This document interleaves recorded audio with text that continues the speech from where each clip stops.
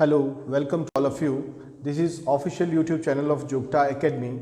Myself Sanjay Thakur, and today I am going to review the geography section of recently conducted HPS prelim examination.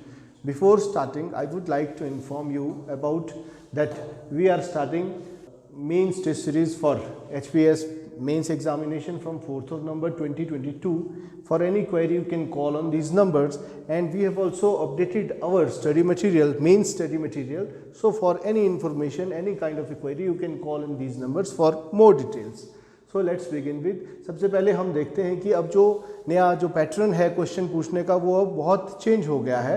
उसमें conceptual orientation commission की तरफ से देखी गई है. सो हमारी जो प्रिपरेशन है उसमें भी उसी तरह का एक चेंज होना चाहिए. जो भी कॉन्सेप्ट, जो भी इंफॉर्मेशन हम पढ़ते हैं उसका थोड़ा हॉलिस्टिक ओवरव्यू हमें लेना पड़ेगा. तो जैसे पहला क्वेश्चन था, day 0 refer to which city in South Africa. So this day 0 was actually the concept which is related to scarcity of water.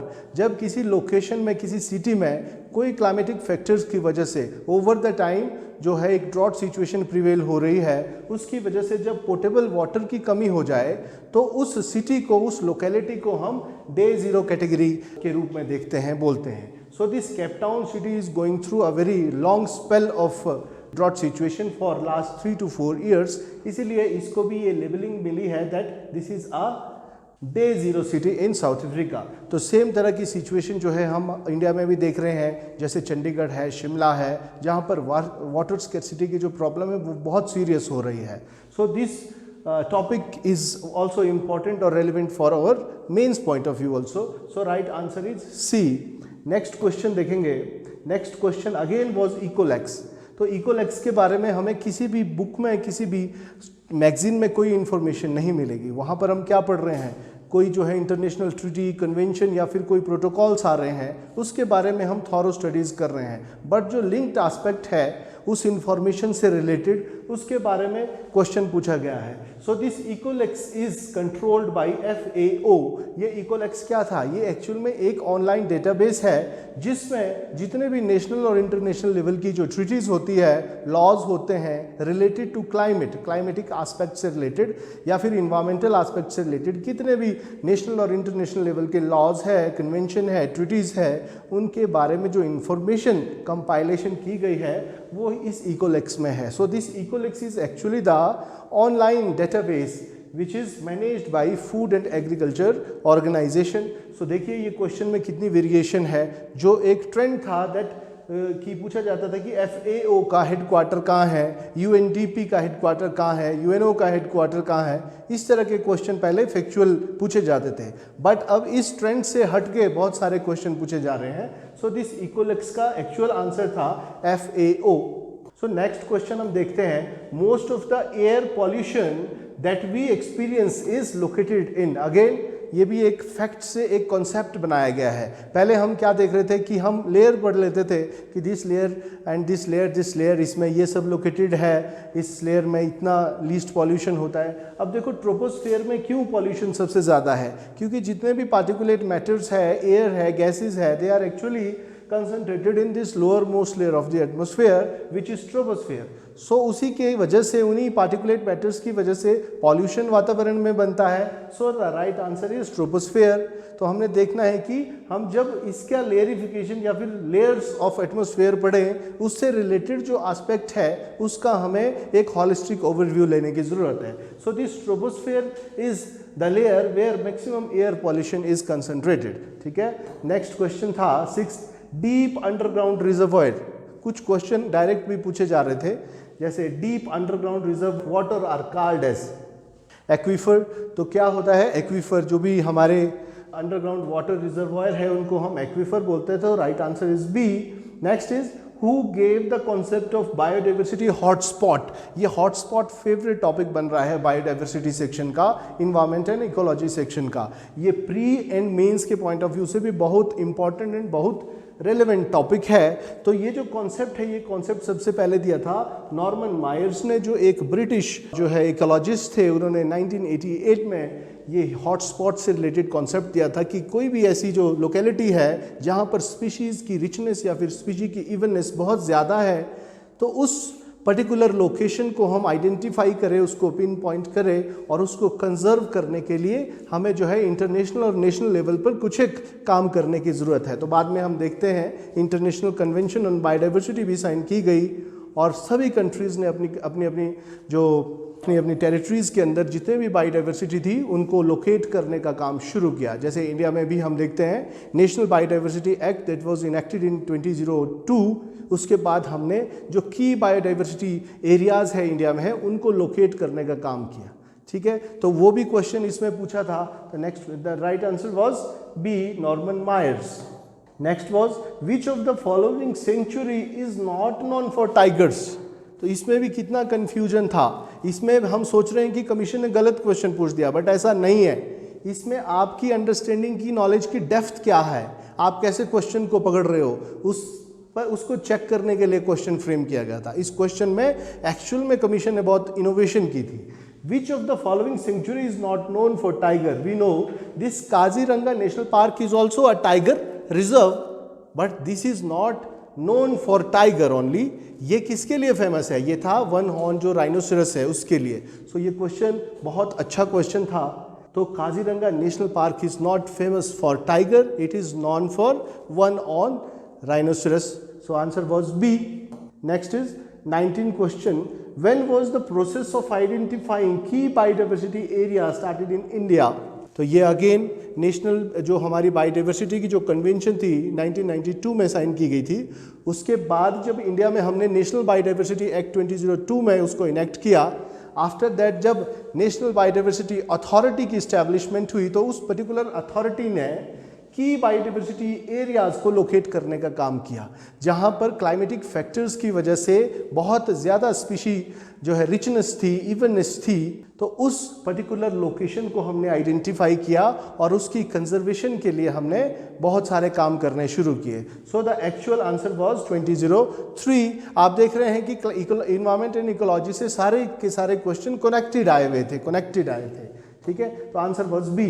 Next is air pollution incident, और कुछ एक कंट्रीज़ है, ये लोकेशंस थी जहाँ पर ये इंसिडेंट्स हुए थे और कौन सी कंट्रीज़ में ये लोकेटेड थी। तो हम देखते हैं कि लंदन की जो 1952 का स्मोग पॉल्यूशन बहुत डेंजरस लेवल का पॉल्यूशन था, जो स्मोग की ओवर स्मोग कंसंट्रेशन की वजह से हुआ था, क्योंकि सर्दियों में लोगों ने क्या किया कि कोल को जलाना शुरू किया, तो उस वजह से वहाँ पर बहुत सारा डेथ्स हो गई थी। So this event took place in 1952 in London, England. तो Bhopal gas tragedy is very famous in India and this Donora in USA, और जो ये मायूस है इट इज़ इन बेल्जियम। तो right answer was answer A. Next question देखें। Again regional level पर हम जो है इन्वायरमेंट एंड इकोलॉजी को लेके गए हैं, है ना, वेजिटेशन डिस्ट्रीब्यूशन को लेके गए हैं कि जो भी वेजिटेशनल डिस्ट्रीब्यूशन है उनको एक पर्टिकुलर स्टेट में किस नाम से जाना जाता है, अलग अलग प्लांट के नाम पूछे गए हैं। तो आप इसको देखें कि कहाँ कितनी डेप्थ के साथ क्वेश्चन पूछ रहे हैं, तो हमें अपनी प्रेपरेशन को भी उसी हिसाब से ही अपडेट करने की ज़रूरत है। जैसे दिस प्लांट नेम टूना, ये कहाँ पाया जाता है, तो इसको ये Manipur, and this Khejri is in Rajasthan, और जो ये अल्डर है ये नागालैंड में पाई जाती है, एंड जमी इज़ इन तेलंगाना। एक्चुअली ये जो जितने भी प्लांट है ये सारे हिंदुस्तान में पाए जाते हैं, पूरे इंडिया में पाए जाते हैं, अलग अलग लोकेशन में, बट इनके नाम डिफरेंट है। So this question was actually based on this kind of understanding whether you know the localised name of this plant और नॉट। तो इसका राइट आंसर था बी। तो नेक्स्ट क्वेश्चन हम देखते हैं, सेंचुरी और लोकेशन से रिलेटेड क्वेश्चन है।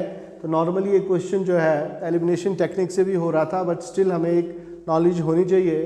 दिस भाद्रा जो सेंचुरी है it is located in Karnataka. Tungabhadra river जो ट्रिब्यूटरी है कृष्णा की, उस पर ये लोकेटेड है भद्रा नदी पर। And this Jaldapara is a national park also in West Bengal, और ये दालमा आपका कहाँ है, झारखंड में। And this Ghumti sanctuary is in Tripura. So elimination method से भी ये क्वेश्चन जो है सॉल्व हो रहा था। C option was the right answer.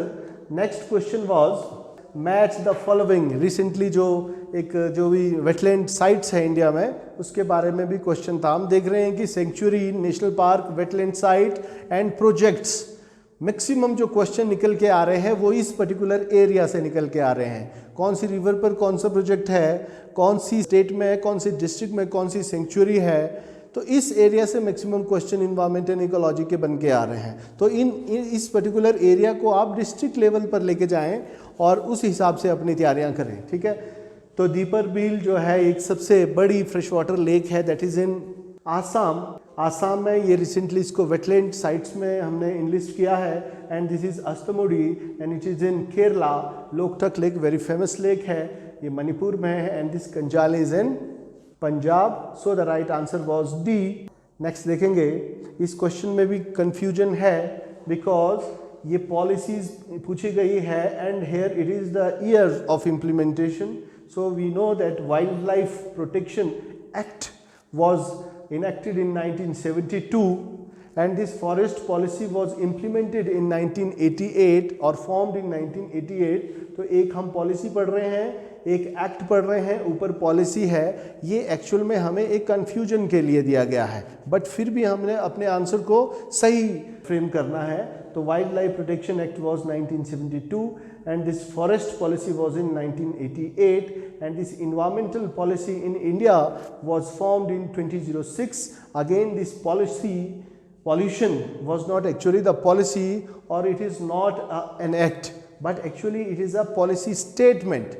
ये स्टेटमेंट थी सिर्फ। आफ्टर एलपीजी रिफॉर्म के बाद हमने इंडिया में क्या देखा कि ओवर इंडस्ट्रियलाइजेशन की वजह से, ओवर ऑटोमोबाइलाइजेशन की वजह से एक पॉल्यूशन की प्रॉब्लम क्रिएट हो रही थी। पॉल्यूशन जो है बहुत तेज़ी से बढ़ रहा था जिससे कई सारी डेथ्स भी हमने पॉल्यूशन रिलेटेड डेथ्स को रिकॉर्ड किया था। तो उसकी वजह से गवर्नमेंट ने पोस्ट 1992 अब डिसाइड किया, एक पॉलिसी स्टेटमेंट इशू की that we will work for reducing the pollution level in India. तो उसके बाद जो पॉल्यूशन से रिलेटेड हमारे जितने भी एफर्ट्स थे वो 1992 के बाद हमने शुरू किए हैं, ठीक है। तो आप देखें क्वेश्चन की डेप्थ क्या है, कंफ्यूजन भी है बट फिर भी हमें सही करना है। So the answer was a. Next एक क्वेश्चन था मिलाम ग्लेशियर। तो मिलाम ग्लेशियर हमारे कुमाऊं हिमालय में पड़ता है, कुमाऊं में पड़ता है उत्तराखंड में। From where this Gauri Ganga river originate and this river is actually the tributary of Ganga, ठीक है। Sharda river and then it is the tributary of Ganga. This particular glacier is located in Pithoragarh district. Again पूरे के पूरे जितने भी ग्लेशियर्स है, जहाँ जहाँ से जो रिवर्स निकलती है हमें उनको पॉइंट करना है मैप के ऊपर, कहीं से भी क्वेश्चन फॉर्म होके आ सकता है, ठीक है। Right answer was Kumaon Garhwal glacier. So the next question ये देखिए आप, यहाँ पिथौरागढ़ के पास ये ग्लेशियर लोकेटेड है, यहाँ से रिवर्स निकलती है। Again that river is the tributary of Sharda river which is further the tributary of Ganga river, ठीक है। नेक्स्ट इज, तो right answer was D. Next is Zojila pass is located in, again confusion normally, but जिसने थोड़ी अच्छे से preparation की होगी उनके लिए ये क्वेश्चन सिंपल था because Zoji La pass is located in Kashmir which separate Kashmir from Ladakh, but here it is Punjab Himalaya. So जो कश्मीर वाला रीजन है that is also in Punjab Himalaya. Punjab Himalaya is the section which is in between Indus and Satluj river.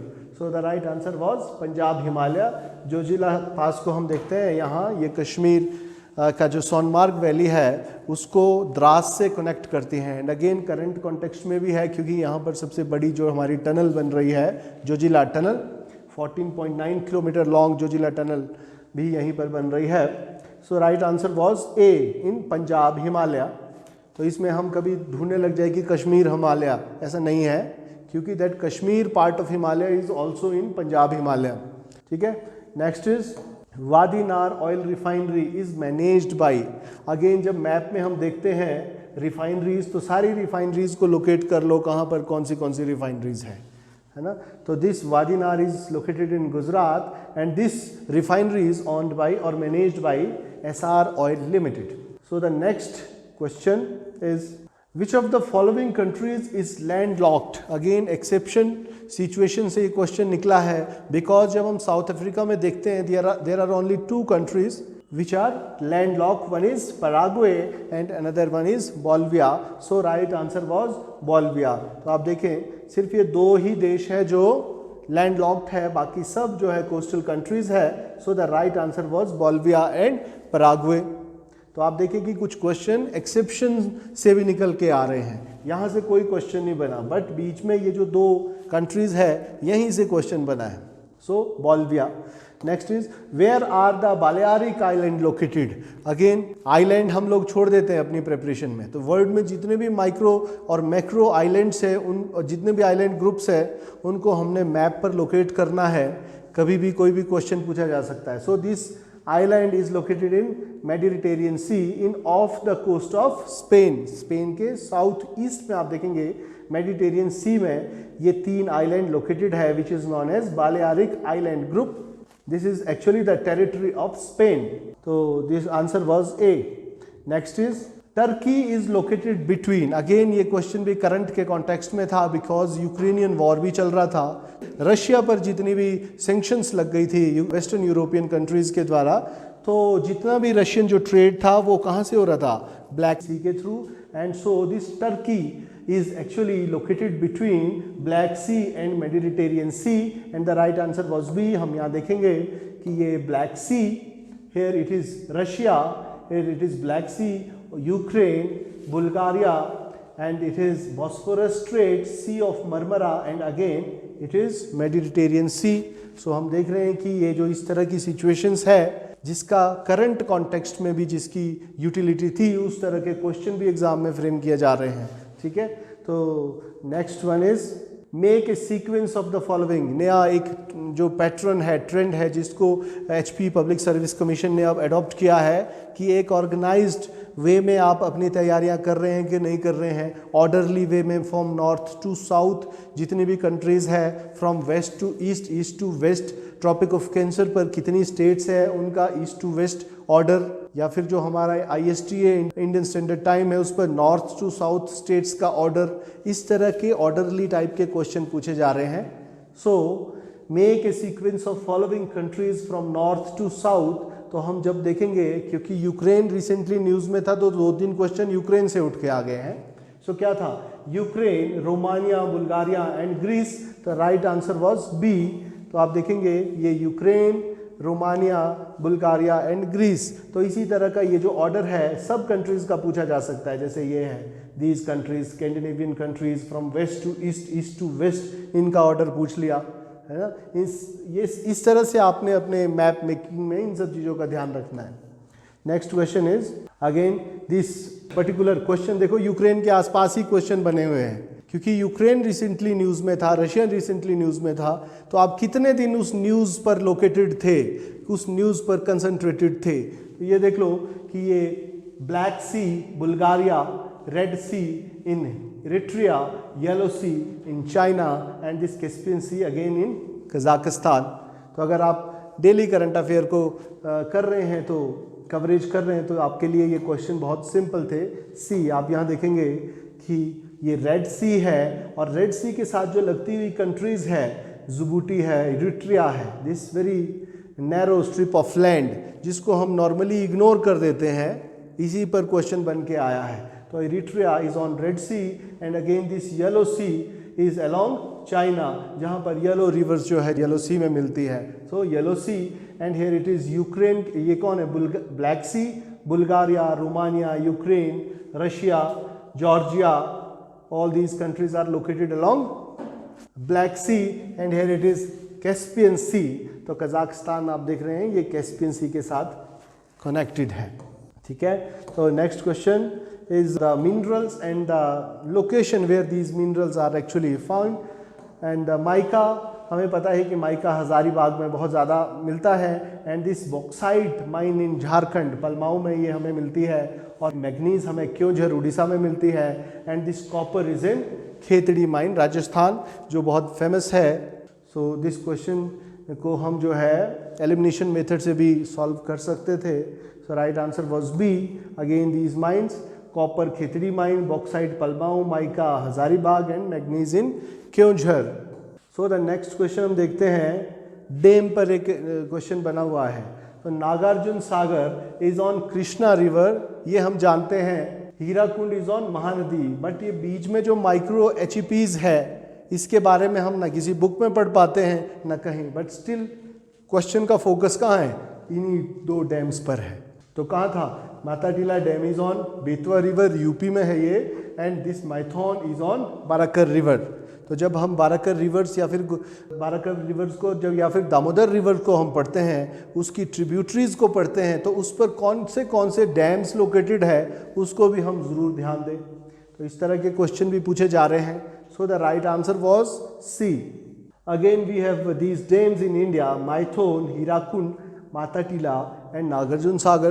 तो map की help से आप बहुत सारे question को हैंडल कर सकते थे इस पेपर में। So this was the end of this geography section, and again I want to inform you that Jugta Academy is going to start or commence the HS fresh batch from 8th of November 2022 in Shimla and Chandigarh branches. So for getting any information regarding this, you can call on these numbers. And again, for further update or further videos के लिए आप हमारे channel को subscribe करें। Thank you so much.